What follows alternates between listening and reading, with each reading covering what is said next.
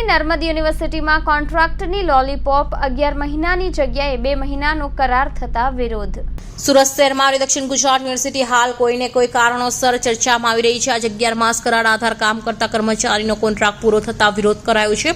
ત્રીજા મહિનામાં કોન્ટ્રાક્ટ પૂર્ણ થતા વિરોધ કરવામાં આવ્યો છે। 11 માસની જગ્યા પર માત્ર 2 મહિનાનો કોન્ટ્રાક્ટ આપતા ભારે વિરોધ કરવામાં આવ્યો છે।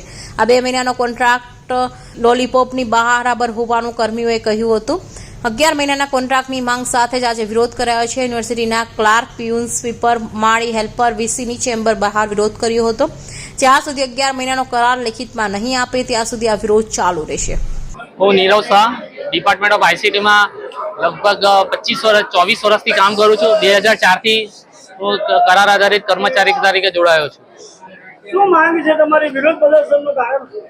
અમે યુનિવર્સિટીમાં લગભગ ઘણા બધા કર્મચારીઓ એવા છે કે જે 15 થી 20 વર્ષથી વધારે સમયથી કરાર આધારિત કર્મચારી તરીકે કામ કરે છે અને 11 માસ કરાર આધારિત કર્મચારી તરીકે દર વર્ષે કરાર રિન્યુ કરવામાં આવે છે।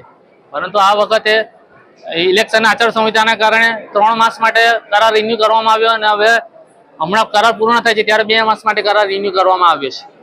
અમારી એ જ માંગણી છે કે 11 માસ માટે કરાર આધારિત કર્મચારી તરીકે 11 માસ માટે ફરીથી કરાર એક્સટેન્ડ કરી આપવામાં આવે 11 માસ માટે।